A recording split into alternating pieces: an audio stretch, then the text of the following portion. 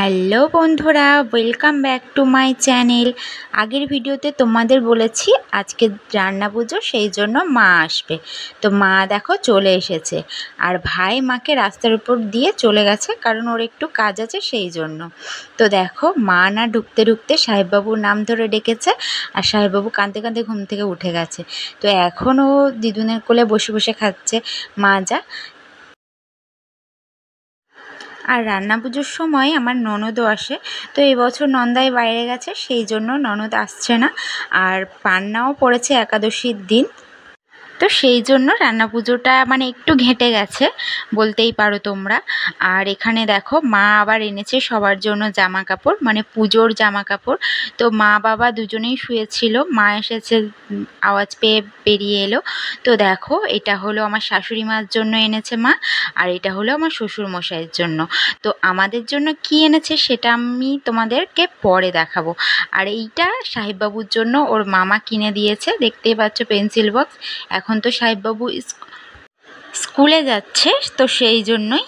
তো কতদূর পড়াশুনো করবে মানে তার ঠিক ঠিকানা নেই, কিন্তু জিনিসপত্র এদিকে সব কিছু চলে আসছে।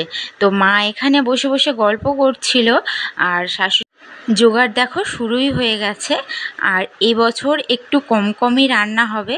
তো বললামই তো যে তোমাদের একাদশী মার মানে শাশুড়ি মার পরের দিন পান্নার দিনকে, সেই জন্য একটু কম করে হচ্ছে। তারপরে ননদও আসছে না, সেই জন্য।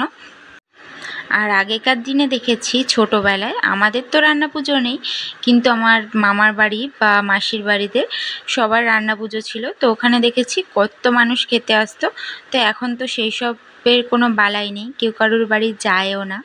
তো দেখো আজকে দুধটা দিতে না অনেকটা দেরি করে ফেলেছে, তো প্রায় সন্ধে হয়ে এসেছে, দেখতেই পাচ্ছ। তো সাহেববাবু ওখানে দেখো দিদুনের কোলে বসে বসে চিপস খাচ্ছে। তো সাহেববাবুকে দেখলেন আমার মানে দিদিমার কথা মনে পড়ে, যে আমিও আমার দিদিমা এলে এরকমভাবে কোনোভাবেই ছাড়তাম না, সারাক্ষণ কোলের মধ্যে বসে থাকতাম। সবই স্মৃতি হয়ে গেল।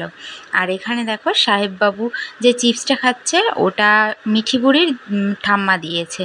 তো এমনি সময় বাড়িতে থাকলে খায় না, কিন্তু ওই বাচ্চাদের দেখলে বাচ্চাদের খেতে ইচ্ছা হয়। আর এখানে দেখো মা সন্ধে হয়ে গেছে যেহেতু, এবার রান্না বসাবে। তো সন্ধে হওয়ার পরে তারপরেই রান্নাটা বসায়।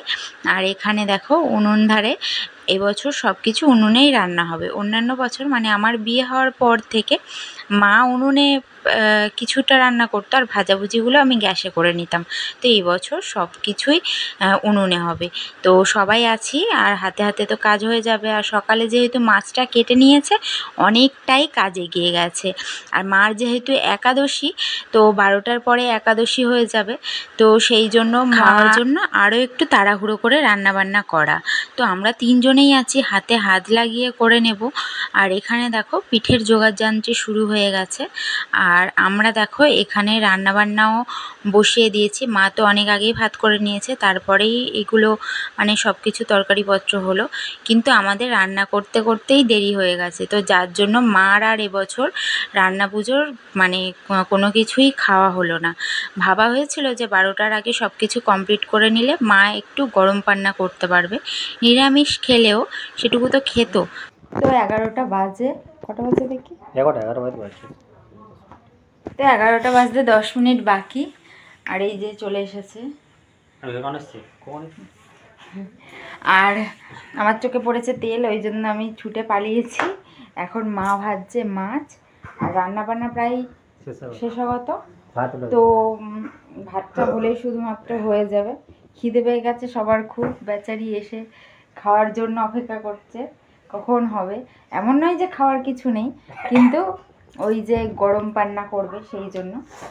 তো চলো, সাহেববাবু ওই এখানে ওখানে ঘুরঘুর ঘুরঘুর করছে, এমনিতেও অনেক রাত পর্যন্ত না হলে তো ঘুমাই না। তো চলো আজকের এই ভিডিওটা এখানেই শেষ করছি। এই চলে এসেছে বাবু, গুড নাইট বলে দাও, টাটা বলো, টাটা বলো। তো চলো ভিডিওটা এখানেই শেষ করছি, আবার কালকে দেখা হচ্ছে, টাটা, গুড নাইট।